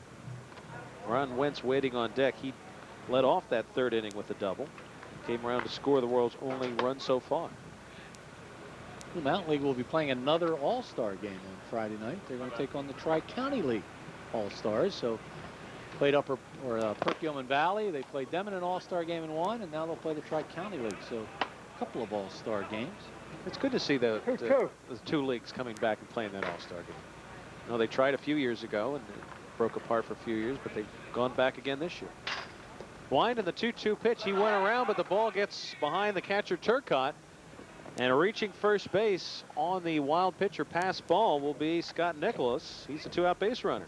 It'll go down as a strikeout. It'll be the 3rd strikeout for Pavelko, but little consolation when the guy you strike out ends up in first base. And normally on the called 3rd strike, they'll give the catcher the pass ball, but that kind of looked like a tough ball for Turcotte to handle. Yeah, the fault rested more with Nicholas as he went after a bad pitch. And certainly a tough play for Turcotte. It was a wild pitch. It was in the dirt. Nicholas on first. Ron Wentz steps in. Royals trailing by a run here in the bottom of the 4th, and Wentz takes one at the knees for strike 1. Wentz doubled to center field back in the 3rd inning. You see the lead for Nicholas. Ground ball hit to the shortstop, Sewell. Over to second for the fielder's choice, and that will retire the side. No runs, no hits, no errors, and 1 left on base here in the bottom half of the 4th inning. Through 4 full, it's 2-1 Bethlehem.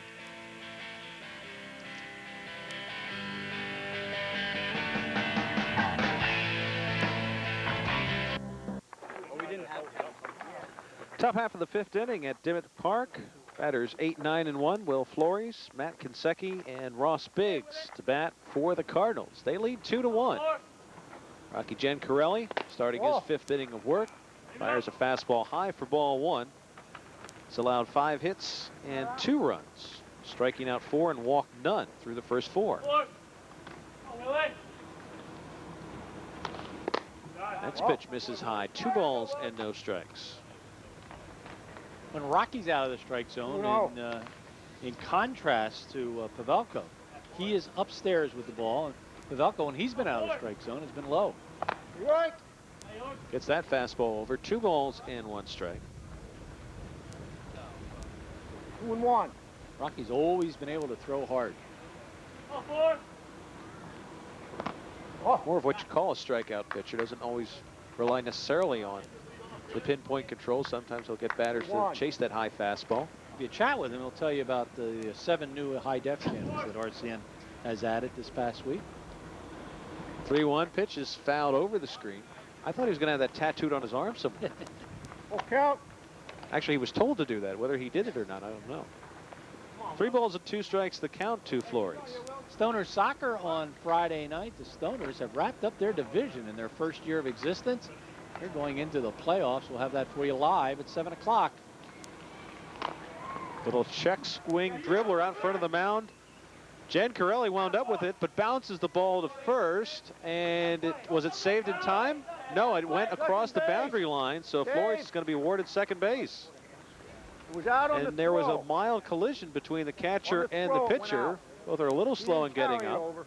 Now Giancarelli's up. As we take a look at the play here, this is going to be a base hit and an error. Watch these two hit. Bang and bang, and then the bad throw. So the ball will go out over the end line, and once it does that, the extra base is awarded. Nice job by Wentz to try to save it, but he is unable to do that. So we've got a base hit and an error on the throw. First error by the Royals defense. And the Cardinals with a leadoff base runner on second base for Matt Kinseki. He grounded out to second his first time up. Again, you're looking for Kinseki, the 9-hole hitter, to try to pull the ball here, move that runner along. When the Cardinals have scored tonight, they've gotten the leadoff batter on base.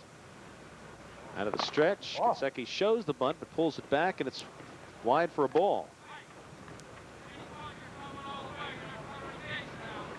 Let's see what Hellertown does defensively. Looks like the third baseman Dickey's going to stay home, and Nicholas, the first baseman, is going to charge. See if they do that same play again. They don't. First baseman stayed put, and Kinseki fouls it down the third base side. 1 ball and 1 strike. Big advantage when you have the left-hander up there. He's already closer to first base. 1-1. First baseman has to charge. The second baseman has to wait a little bit, make sure he's bunting to go to first base. Third baseman would love to stay back with a runner on second and perhaps have a play at third. So the defense really needs to be on their toes in this situation. Stretched by Giancarelli. He's around to bunt. Pulls it back, and it's on the inside corner for strike 2. Now some decision-making time for Chris Sewell if he's going to have Kinseki try to bunt with 2 strikes. Well, Kinseki's job now is, I would think they'd take the bunt off. His job now is to hit the ball on the right side. First baseman Mark Nicholas is thinking that. He's backing up behind the bag. Griesemer now a couple steps over to his right at second. The stretch and the 1-2. Swing and a miss. Does not get the bunt down, and now there's 1 out. And the runner's still at second base. Just what Chris Sewell did not want. The last thing he wanted was a strikeout. Put the ball in play and try to move the runner. Giancarelli would have none of it as he comes in again with high heat. That pitch probably out of the strike zone. And swinging and missing for out number 1. Ross Biggs 1-for-2 today with a single and a ground out to shortstop. As the Cardinals will try to get this runner in with a base hit now. The stretch and the first pitch, breaking ball low. 1 ball, no strikes to Biggs. Big single was a little chopper back to Giancarelli. Couldn't field it cleanly. Biggs legged it out at first base without a throw. Stretch and the pitch laced right to the third baseman Dickey, over to second in time to double off Will Flores and end the inning. Well, no chance for the base runner here. That ball is a line shot right at Dickey, and he has so much time. All he needs to do is wait for Griesemer to get over to second base to cover. That's a rope, and it's collected by Dickey. Wait for Griesemer, and there's the double play. For the Cardinals in the top of the 5th, no runs, 1 hit, 1 Royal error, and none left on base. Through 4 1/2, Cardinals still lead 2-1. Embassy Bank with us tonight, as we have mentioned. They're your home team, delivering their customers first. Tenant one-to-one service, innovative customized banking solutions, and local decision making. Call or stop in today to experience Embassy Bank's unique customer-focused philosophy. With Embassy Bank on your team, you'll hit a home run every single time. 610-882-8800, www.embassybank.com. 5 locations in the Lehigh Valley. Braun and Turco Insurance with us, providing the highest quality insurance products and customer service since 1947. Auto insurance, home insurance, business insurance, and life insurance. They're located at 1501 South 4th Street in Allentown. 610-797-5828. Go in and say hello to Bob Turco, Russ Braun, and thank them for sponsoring Blue Mountain League Baseball. Matt Kayak will lead things off here in the bottom of the 5th inning. Royals trailing 2-1. Right now they're in 2nd place. 3 back in the loss column of Martins Creek, 1 ahead of Vinecrest, and 2 ahead of starters. And of course, the first 4 teams make the Blue Mountain League playoffs. First 2 seeds get the home field advantage through the first round of the playoffs. Right. Martins Creek looking for their 3rd consecutive Blue Mountain League championship. Kayak reached on a single his first time up. Took the first pitch for a strike. Pavoco on the mound, starting his 5th inning. Oh. Misses high. 1 ball and 1 strike. Mike has struck out 3 and has walked 1 through 4 innings so far. And allowed 1 earned run back in the 3rd inning. You're right. Gets that one over. 1 ball and 2 strikes to count to Kayak. Well, that's been his pitch tonight, Chris. He has that hard slider, and it comes right across the heart of the plate. And the batter hesitates for a split second. It's got enough juice on it that you just can't get around. Swing and a miss. 4th strikeout by the Royals hitters tonight, and 1 down here in the bottom of the 5th. They'll turn the lineup over, and Jake Riesemer will be the hitter. Well, when you're throwing in the strike zone, throw it out of the strike zone, and that's exactly what he did on a 1-2 count. Threw a ball, and chasing it was Kayak. Jake struck out his last time up. And that one's a called strike, much to the displeasure of the Hellertown Royals dugout. Few dissenters. Oh. They were in unison, though, so that's a pitch none of them liked. I once played in a game, and it was against Martins Creek. I remember vividly playing for the Easton baseball team in the Blue Mountain League. I'll talk to you about it in a moment. Fielded nicely by Rothenhauser, and then he flipped over to his pitcher covering is in time for out number 2. So, Chris, there was an umpire named Ernie DeSalvatore who had the shortest fuse of any umpire you ever saw in your life. It was the bottom of the 1st inning. We were batting. And no, it was the top of the 1st inning we were batting. And he made a couple of calls, and we got on him right away. He threw the entire bench out of the game. He had Top of the 1st. He had no patience. Threw the entire bench. We were all thrown out of the ball game. So the only guys that were allowed to stay was the original lineup. Ernie DeSalvatore. Ian Burley, the hitter, singled to right, flied out to right. Don't recall that name, so I guess he retired a few years ago. Well, no, a long time ago. I played a long time ago. But he was a mainstay as an umpire, and for the most part, you just never gave him any guff because he didn't take anything. He chucked you right away. Now, why don't more umpires do that? Just first on the scene and then give any gruff right away, throw out the whole bench. Well, I think because more of them are a little more humane. Ernie DeSalvatore was.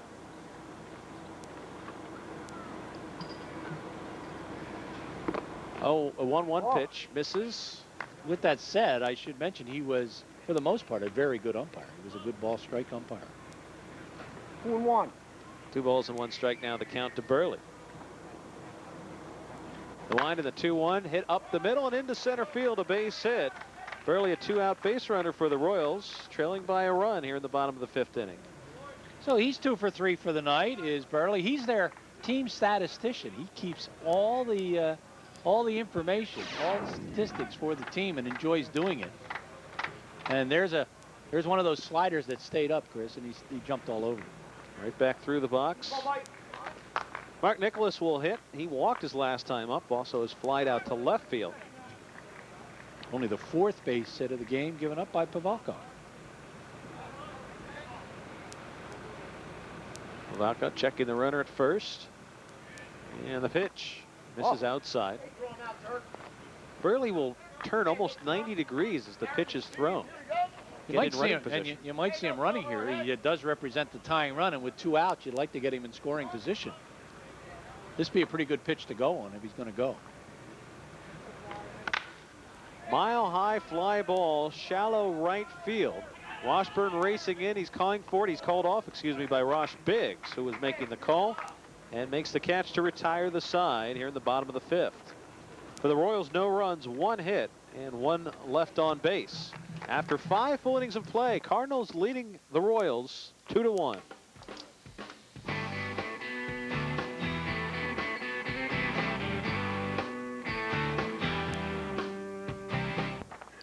Welcome back to Dimmick Park in Hellertown, and time to answer the starters trivia question. Who was the world's first player in professional team sports to receive a $1 million a year contract? And your answer was? I was thinking Catfish Hunt. It was not. It was Nolan Ryan. He signed with the Astros as a free agent following the 1979 season.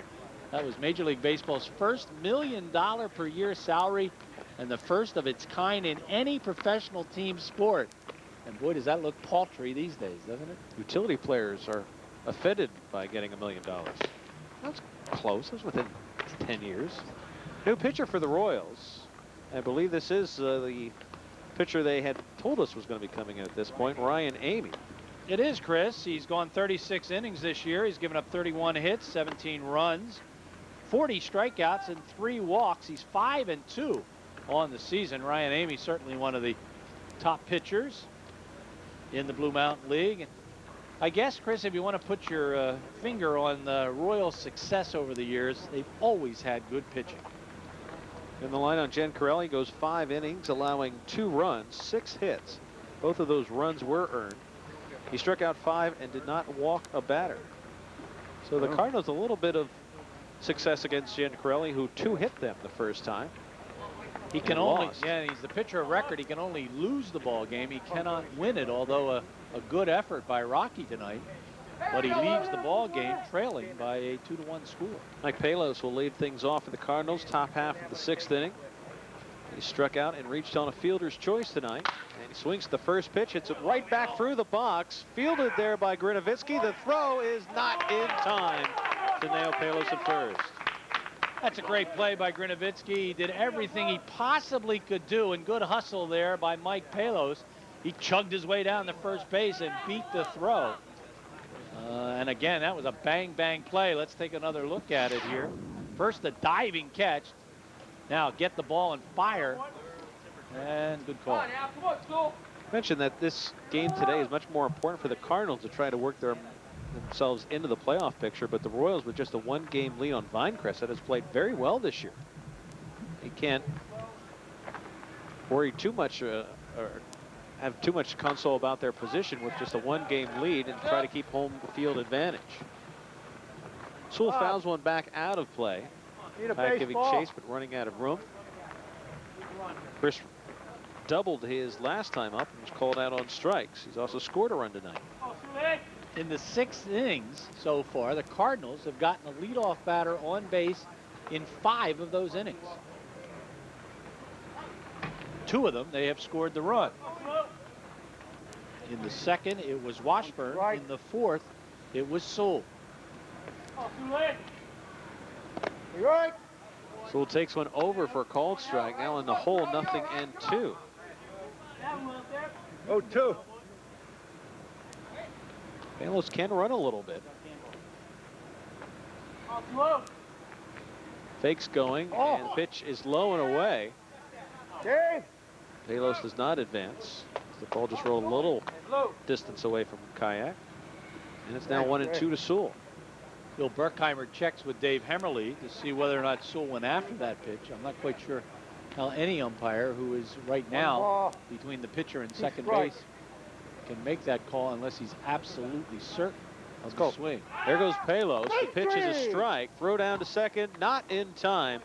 Sewell's a strikeout victim, but Palos does move up his first stolen base of the night, and there's one out here in the top of the 6th. Good jump that time by Mike Palos, and you know, he's a lot faster than perhaps he looks. There you see the good jump, and then Kayak with the throw. If the throw had been on the bag, I don't even think they would have had him. It would have been a stolen base. It's a nice view from that camera off of home plate. You get to see the base runner there too. We normally have it right behind home plate, which is also a good look. Jay Rothenhauser, who scorched the double his last time up, knocked in a run, steps in. Maybe put in for an extra truck and camera, and we're going to have that every game. All right, I'll put in for it.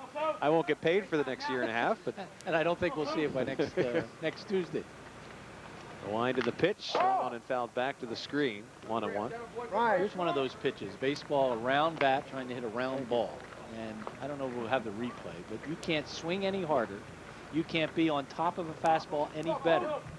And it's just missed. 1-1. If he gets all of that, that one might leave Hellertown. Amy checks the runner at second. Breaking ball misses. 2 balls and 1 strike. Cardinals trying to add to their lead here in the top of the 6th inning. The 2-1 pitch. Right. Fastball inside corner, 2-2. You're all right. Here we go. Come That on. was like a little bit of a screwball as that ball broke away from the left-hander Rothenhauser. So that had a little Scrooby on it. Amy fakes the pickoff attempt at second base. None of the fielders were anywhere close. Here you go, Blue. Come on. Already seen 1 runner picked off of second base today. Stretch by Amy. 2-2 pitch. Fouled back to the screen. It probably was ball 3. Yeah, definitely up around the eyes. Of course, power hitters have trouble laying off that pitch. As you'll take a look at it here. This is the one they think they can hit a country mile. Definitely would have been ball 3. Amy looks in for the sign. Palos away from second, and he goes around on a pitch in the dirt. Tag is applied by Kayak, and Palos unable to move up. He's still at second base with 2 outs. Back-to-back strikeouts here by Ryan Amy. Take a look at it here again. A little uncertain about whether he wants to swing. Realizes it's out of the strike zone a little too late. Can't hold up. Come on, watch. And strikeout number 2 for Amy. You know, the guy who really impresses me the most about knowing the strike zone is Pat Burrell. He has a little window where he can swing at the ball. Otherwise, the ball is a ball, and his on-base percentage is amazing. And he didn't have that 2 or 3 years ago. Right. Good point. Of course, it's also a contract year, too, so that knowledge of the strike zone may disappear next year. Mark Washburn steps in, grounded out his last time up, also doubled and scored a run tonight. You're always a little sarcastic about the Phillies. I'm a Phillies fan. What other way can you be? Little chopper right at home plate is foul. Here we go. Come on, watch. Come on. So you don't think this is their year? One more pitch. Year for what? Get one 1-1. more. They can make the playoffs. They might win the first round, but they have no shot in the World Series. There you go. As is. You heard it here first.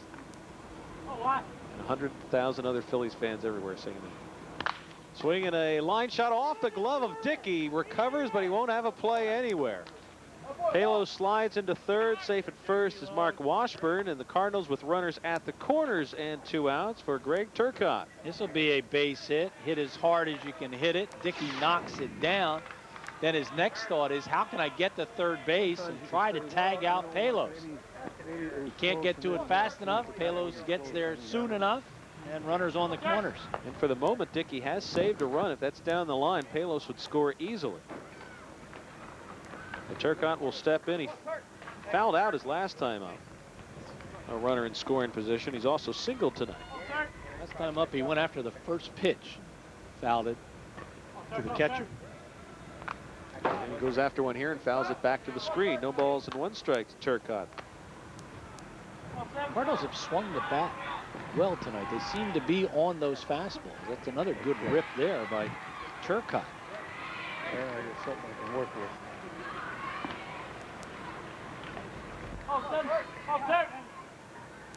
Amy gets the sign.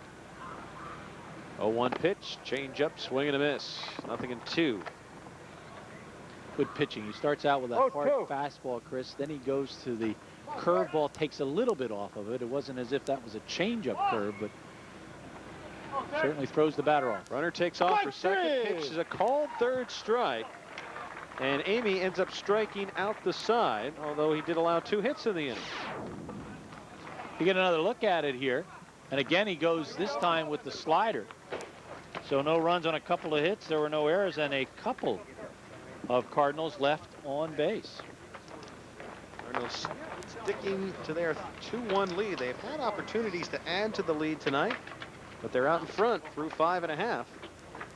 It's time for the Grumpy's Barbecue Roadhouse Blue Mountain League Report of the Week. First of all, we invite you to visit Grumpy's Barbecue Roadhouse on 3000 Mock Chunk Road in Mechanicsville for the Lehigh Valley's only real wood pit barbecue. Grumpy's features lunch and dinner Tuesday through Sunday in a family-friendly atmosphere. For the best in ribs, chicken, Cajun-styled foods, steak sandwiches, burgers, and salads, go to Grumpy's. Chris and I can attest to that. After the All-Star game, we had a great Grumpy's meal. Proud sponsor of the Blue Mountain League. Now let's see what's cooking in the Grumpy's Barbecue Roadhouse Blue Mountain League report. Chris, there you see it. It's the haves and have-nots. The top 4 battling just for position, and the bottom 5 are struggling to get there. Yeah, in a real tough situation for Bethlehem, as we mentioned earlier. They're 3 back of the loss column, so they really have to minimize their losses the rest of the way. They do have starters later in the week, which would be a nice, if they win that one, it's a full game they pick up. But starters always seems to play well down the stretch. Vinecrest has been playing well all year long, and Hellertown also been playing great of late. And what can you say about Martins Creek looking for their 3rd straight league title? You mentioned Hellertown 3 games back of the Creekers, 4 games the Reds. Probably the surprise team of the year, the Vinecrest Reds. They've had a terrific season at 14-7, and starters sitting right there. As last night, those 2 teams exchanged position. The starters lost and Vinecrest won. And the Cards now 9.5 games out. Lineport 9.5 games out. Clippers 10.5. Falcons 11.5, and Northampton 14.5. And this one's not in the win column yet for the Cardinals. They still have to hang on here for a couple of innings. Pavalko starts his 6th inning of work. He'll face Chris Grinovitsky to lead off the 6th inning, followed by John Skazenko and Mike Dickey. Grinovitsky not a hit so far tonight. He's a guy that, regardless of which league he plays in, he always seems to be a guy that has a couple hits, a couple RBIs, a run scored here and there. 0 for 2 so far tonight with fielder's choice and a foul out. Don't go anywhere, though. It's been that kind of season for the Cardinals. They have played a terrific game here tonight, but they still have to get 6 Hellertown Royals out before they can put it in the win column. Grinovitsky's out front here, 2 balls and no strikes. Royals need a base runner trying to tie things up and put that tying run on base. All 3. Grinovitsky's out front 3-0. Pavalko's only issued 1 walk. That was back in the 3rd inning. Grinovitsky played at Emmaus High School, went to Newman University, 27 years in the Blue Mountain League. And he walks on 4 pitches here to start the 6th inning. Chris Sewell said they do have a couple backup options available. Evan Dwyer, who's a senior at Liberty, might be the first guy out of the bullpen. Jason Sigley, who's normally a starter, also might be available today. As we've mentioned a couple times how important all these games are for the Cardinals. They are quickly getting bullpen action. Here's Stazenko, Chris. He was the Rookie of the Year in 2006 and All-League in 07. 0 for 2, got called out on strikes, and he's around a bunt here. Fielded there by Rothenhauser, over to the second baseman covering in time. Sacrifice is good as Grinovitsky takes second base, but the Royals with a tying run now in scoring position and 1 out here in the bottom of the 6th. Chris, you have mentioned on numerous occasions that Hellertown is successful because they do the fundamental things well. This is an absolutely perfect bunt, almost a base hit. It's fielded by Rothenhauser, getting over his Palos, and of course worrying about the runner going to third base. They had a hustle to cover up third base. A well-executed sacrifice bunt. Mike Dickey steps to the plate. He's flied out to right field both times tonight. Second time. Thanks to a very nice play by Mark Washburn, who had to come in and make a basket catch while sliding. And he takes one over for strike 1. Royals with a tying run at second base. Little chopper hit on the left side, fielded by Speck, the third baseman. The runner can't go anywhere, and Dickey's thrown out at first. 2 outs here in the bottom of the 6th. Show you what kind of game Pavelko has had. This is only the second runner to get the second base. They've had one runner, or making the third runner to get the second, one runner to get the third. And that runner scored, but he scored on a wild pitch.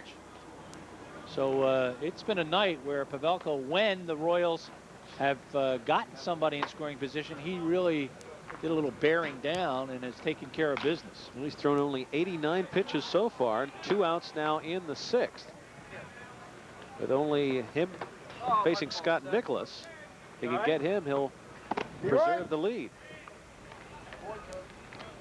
Pitch over at the knees, no balls and 1 strike to Nicholas. Nicholas went after a pitch in the dirt, but the ball got away from the catcher and he reached base. Back in the 4th inning. 1-1. Pitch misses upstairs. 1 ball and 1 strike to Nicholas, the designated hitter. Pavelko has struck out 4. He's walked a couple. And he's given up just 4 base hits.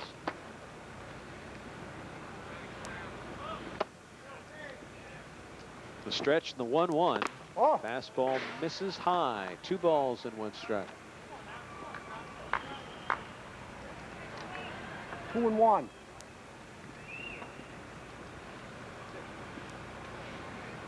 Pavelko looking in for the sign. Time. He's going to do some work on the mound. 2-1. Game an hour and a half old here as the first pitch was thrown right at 6 o'clock. Now 7:32. Watching this on tape delay tonight. Pitch misses low. 3 balls and 1 strike to Nicholas. Ron Wentz 3-1. waiting on deck. Wentz already has doubled tonight and scored a run. Well, Wentz, one of those guys tonight, Chris, in his 2 at-bats has really hit the ball hard. Even his last at-bat on a fielder's choice by Sewell, he drilled the ball at shortstop. Pavelko issues his 2nd walk of the inning. As we take a look at the pitches. There's a good for one. Nicholas. Strike. That one way out of the strike zone. That one way out of the strike zone. That one low. And easy decisions for Scott Nicholas. And it is Jason Sigley, their starting pitcher, up in the Cardinals bullpen. Ron Wentz, the batter. That gives you an indication, Chris, of how important this game is. First pitch misses inside. 1 ball and no strikes. Cardinals trying to get the win. No offense to the youngster, but they want to go with one of their veteran pitchers out there to try to close this game out. 2 balls and no strikes now to Wentz. Andy Basilis on the disabled list tonight with a bad ankle. Has been doing some coaching chores, and he goes down to check out his pitcher. As a role reversal in the Blue Mountain League. Andy is the head coach at Liberty, and Chris Sewell is the assistant. And here in the Blue Mountain League, it's Chris Sewell who's the manager. Here's a look at Sigley. He's 2nd on the team in innings pitched this year. 2-0. And leads the team with 28 strikeouts. You right? That pitch is over. 2 balls and 1 strike to count to Ron Wentz. Important batter here for 2-1. Pavelko. May be the difference between him pitching in the 7th or leaving the ball game at the end of this batter. 2-1 pitch is roped up the middle and into center field. Rounding third is Gravinsky. He will score without a throw. On at first with an RBI single is Ron Wentz. And we are tied 2-2 here in the bottom of the 6th inning. Real nice piece of hitting here by Wentz. 2 for 3 tonight with a double and a run scored, and now a single and an RBI as he just goes where it's pitched. As it's not a bad pitch, it's right on the corner on the outside part of the plate. Go ahead, He Andy. just drills it out into center field. As Gary said, could be a pivotal batter for Mike Pavelko. It is. It's his last one. They will make a move here. It looks like he made a motion over to Sigley in the bullpen a couple times now. So, Chris, you pay the price for the walk. As the pitcher's worst nightmare is to put people on base without allowing them to take a swing at it. So a couple of walks, although Grinovitsky was the leadoff walk, and he comes in to score the 2nd run. That was the first hit of the inning. Well, Batsilis twice has motioned to the bullpen, but Sigley's still standing there. In fact, now he's going to take a warm-up toss. So it looks like he will stick with Pavelko out on the mound. So that either means that Sigley not ready yet, or they're willing to give Pavelko an opportunity to work his way out of this inning.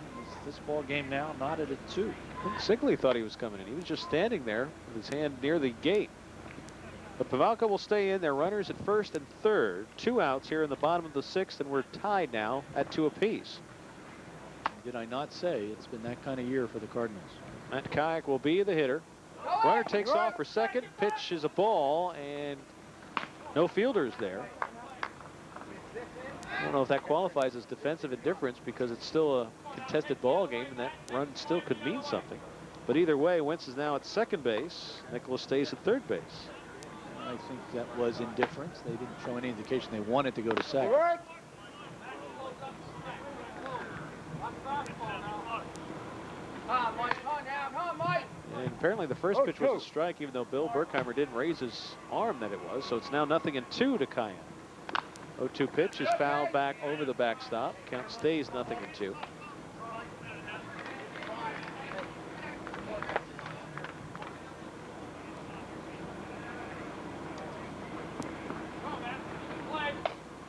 Nicholas at third, Wentz at second base. Blanco working out of the stretch. The 0-2 pitch. Breaking ball's a called third strike. It's a late call, and that has Hellertown a little upset. Probably because of the lateness of the call more than anything. So the inning ends, Chris, but we're knotted up. Royals tie it, 1 run on 1 hit. They leave 2. Gary Laubach returns for play-by-play in the 7th through 6 full. We're knotted at 2 apiece. We've been providing personal and professional real estate services with honesty and integrity for over 45 years. That's Harvey Z. Rad Realtors, residential, commercial, and industrial insurance and realty. Family owned and operated for over 45 years, 1505 South 4th Street.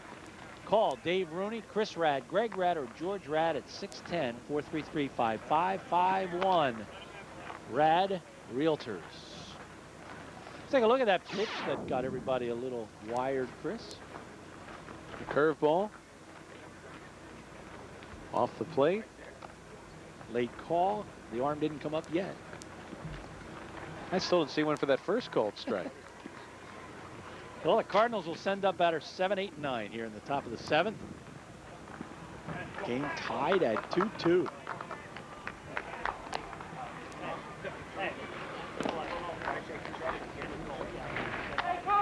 Chris Sewell came over and said his players, let's do it just like we did last year. So apparently there was a game last year that went down to the wire, and Cardinals worked out the win. Yeah, we had that ball game, I believe, over at the Field of Dreams. Oh, Field of Dreams, yeah. that's right. Like we said, the Cardinals kind of fighting for the life. They probably can't afford to lose another game. So this is, they'd like to get the first of what's going to be a tough week for them. Here's Alex Speck. Speck steps up. He got an RBI on a fielder's choice in the 2nd, grounded to 2nd in the 4th. So he's officially 0 for 2 with 1 RBI on the night. Ball 1, Speck. Second inning of work for Ryan Amy, top of the 7th. You right? And 1-1. Be interesting to see if Pavelko comes out in the 7th, Chris. And Sigley stopped throwing at the end of that last half inning. Strike 2 now to Speck. 1-2.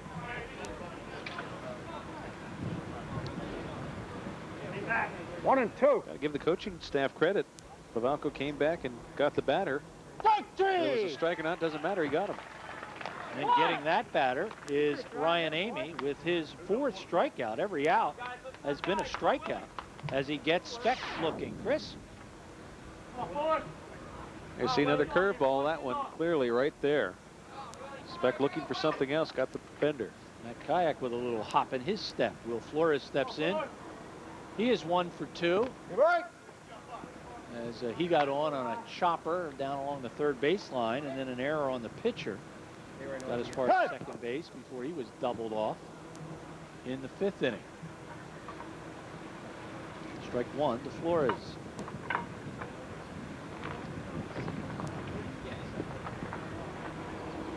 Crystal has to be happy with the effort here tonight. As again, a lot of his first line players not here. They have really battled. Good job by Pavelko, and defensively they played well. Yeah, I asked Chris, with so many people short, are you looking for 7 innings for Pavelko? He said, yes, 7 or 8 at least. And before he mentioned about 1 or 2 options he could use out of the bullpen. Certainly has a couple people playing in different positions, so getting a solid 6 from Pavelko certainly has helped the pitching staff.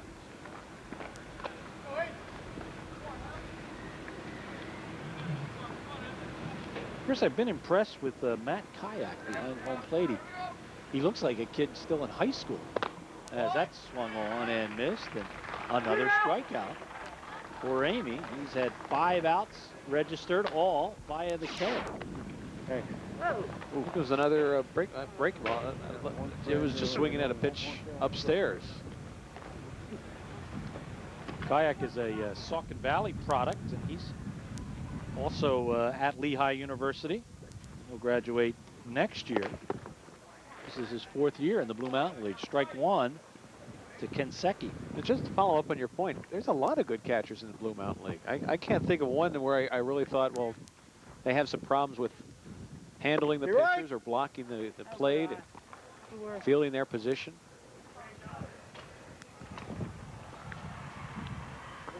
Here's a veteran, Ryan Amy. Easy play, Chris, for Griesemer. He'll put it away at second base. And that's a very easy inning for Ryan Amy. First non-strikeout out for Amy. No runs, no hits, no errors, nobody left on base. We move to the bottom of the 7th, and we're tied up at 2-2.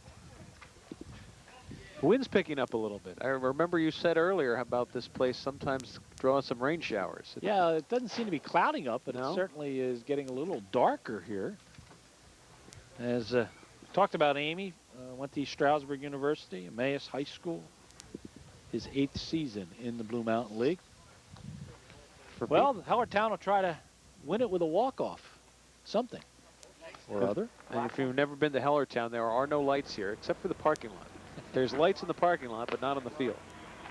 We will not move down there to finish the ball game. It'll be Griesemer, Burley, Nicholas. Boy, who would they rather have up, huh? Grunowitsky, if anybody gets on. So it's batters 1, 2, 3, and possibly 4. They need just a run. And it is Pavelko to start the 7th inning. Sigley either is not coming in or has taken enough warm-up tosses. Amy has come in and he's thrown 27 pitches so far, and 22 of them have been strikes. Good enough for 5 strikeouts. And should this game go extra innings, certainly Hellertown with the advantage because they have Amy who could probably go several more innings with only one other game this week, whereas Bethlehem would try to like to save Sigley for back-to-back games the next 2 nights if possible. So here's Griesemer. He's 0 for 3. He did get on an error in the 1st and got as far as second base. And then he was picked off. Strike 1 to Jake.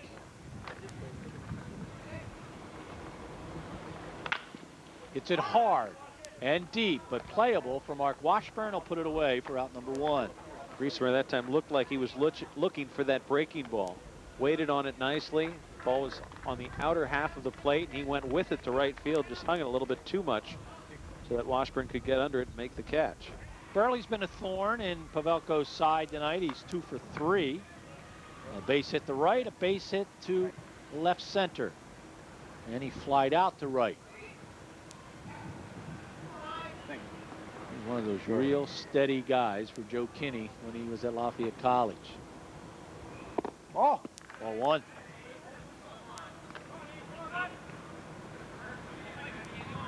Good crowd on hand. We had a lot of lawn chair people and people in the stands. you right?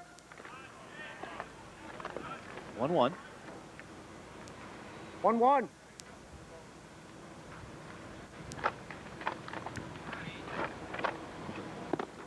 Good pitch. Slider. 1-2. 1 and 2. Valco's still using that slider very effectively. Has mixed it up a couple times, but most of the day he has gotten hitters to go low and away after it. The 1-2 pitch. Oh, Stays up. 2-2. 2-2. Mark Nicholas on deck. Burley has a couple of home runs this year. And Nicholas has a home run. Ground ball. Palos does not field it. And Burley, who can hustle, will get there in time. That'll be an error on the second baseman, as it just skittered away from Palos. Not a familiar position for him, Chris, and had trouble with that ground ball. A slowly hit ground ball. Tries to position himself there and just doesn't get the heel of the glove down. Still a close play at first base. Definite bang, bang. Here's Mark Nicholas. Nicholas 0 for 2 with a walk. He has flied out the left, flied out the center. Well, we mentioned earlier, you really, as a second baseman, really have to keep it right in front of you. You still have that time by going over to his right, making the longer throw. It cost him the play at first base. Well, we'll see if it costs him even more dearly here in the bottom of the 7th. Represents the winning run as Burley. Hit hard. That's a shot past first baseman Rothenhauser. Burley's going to head to third base as the ball bobbled by Washburn. And the winning run is at third on a solid base hit by Mark Nicholas. Dave, timeout. Solid hit by Nicholas. 7 get it done? Pulled the breaking ball down the first base line off the glove. Rothenhauser couldn't get any glove on it. There you see the bobble by Washburn. Really didn't affect anything as Burley, with good speed, was rounding second, hand third easily. Now I think you have to talk a little bit about whether you want to pitch to Grinovitsky. Certainly first base is not open, but you might be willing, Chris, to set up a double play situation. Here's a guy that certainly makes contact. So we'll see what Pavelka wants to do in terms of dealing with Grinovitsky or not. You certainly wouldn't think they would give him anything good to hit if they are going to do anything with him. Looks like manager Chris Sewell is saying just put him on. Yeah, I was going to say I wouldn't pitch to him, and they will not. So this will be an intentional walk to Grinovitsky, and that'll load up the bases. I notice most pitchers don't like to do that, where you say just don't give him anything good to hit. Pitchers say, we'll just put him on. Well, because you can make a mistake, and with a good hitter, you better not make a mistake. It's ball 3. Ball 3. Stazenko will come up with an opportunity to win this ball game. So the infield already comes in. Ball 4. Third base Burley, second base Nicholas, first base Grinovitsky. And a run wins the game for the Royals. They've already beaten the Cardinals twice this year, 3-0 and 3-2. Trying to win by a 3-2 score again. As Stazenko, who is 0 for 2 with a sacrifice bunt. Andy Pitsillis is trying to get the outfielders to come in now. He's out there. He's still trying to wave them in. The outfielders only want to be as far away as they can catch and make a throw towards home. Doesn't matter if they catch it and they're in front of the fence. If they can't throw home to get that runner at the plate on a sac fly, it doesn't matter. Stazenko's sacrifice bunt last inning got the tying run to second base. It was big. They go for the suicide squeeze, and they're going to end up with just one out. This was outside. But missing the bunt was Stazenko, and dead at home plate was Ian Burley. Dave, did he go A gutsy for it? play there with the bases loaded and one out. A ball to the outfield would probably get you that winning run. They tried for the squeeze, and of course, the whole key to it is the batter has to get wood or metal, depending on the league, on the ball. And he pulled the bat back. That you can't have, because that's a straight suicide squeeze all the way, not a delayed squeeze or a safety squeeze. And the pitch was almost unbuntable. It was so far outside, but Bill Berkheimer called it a strike. So 1-1. now 1-1. Although I agree with you, I don't think Stazenko offered. No, I don't. Yeah, I think he pulled the bat back. He either had someone missing a sign there, and you would think it was the batter since the third base coach is right there. They're going to put Stazenko on now and reload the bases with 2 outs for Mike Dickey. But on a suicide squeeze, you have to do something. Even if the ball's a mile outside, you throw the batter, do anything just to try to disrupt the catcher. So it'll be up to Mike Dickey now, as this will be the 4th pitch to Stazenko, or the 5th. And he's a little upset, frustrated with himself. Take another look at it. And I don't think he offers here. Nope, he pulled back. Hey, knock it down now. And maybe a mix-up in signs. Maybe it was a suicide squeeze. And sometimes you have a brain freeze. And he didn't go after it. You've got to, if it's suicide, you've got to try to get the bat on the ball. Now the Cardinals coaching staff reminding the players to back up. There's 2 outs. Now you just got to knock the ball down and tag the easiest base. Strike 1. Pavelko trying to get out of this jam. Dickey is 0 for 3 on the night. Fly to the right twice and grounded to third base. And he's behind in the count, 0-2. Third base, Nicholas. Second base, Grinovitsky. First base, Stazenko. 2 down. Bottom of the 7th inning in a tie ball game. Just outside. 1-2. Bob Zerfeis right now has a migraine headache on that missed suicide play. Staying alive. Count will stay 1-2. There you see Bob.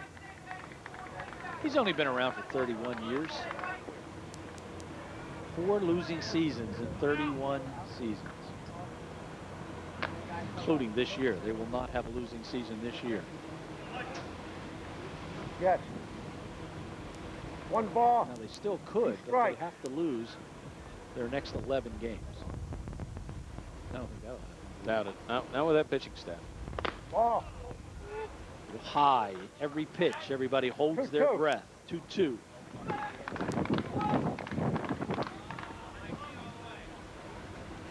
Big pitch right here. You don't want to go 3-2. Ball hit to left field. A long run, and it will drop. This game's over. The ball drops in front of Will Flores. A walk-off base hit for Mike Dickey. Didn't hit it hard, Chris, but he hit it where nobody was. Hit it in the perfect spot. Flores hesitated just a little bit coming in there. Had to come full tilt to make the catch with 2 outs. You don't have to worry about keeping the ball in front of you. But the ball just dropped in front of Flores. Winning run waltzes home. And the Royals a come from behind victory here in the bottom of the 7th inning. Mark Nicholas scores the winning run, and boy, Chris, you talk about a hard luck team this year. The Cardinals come in here tonight with a patched up lineup. A lot of guys not here. They struggle. They play hard. They're ahead 2-1 going into the 6th, and it gets tied up in the 6th, Chris, and then this happens. You see Flores a little hesitation there on the way in. He came up throwing, but obviously no place to go with it after that ball drops in.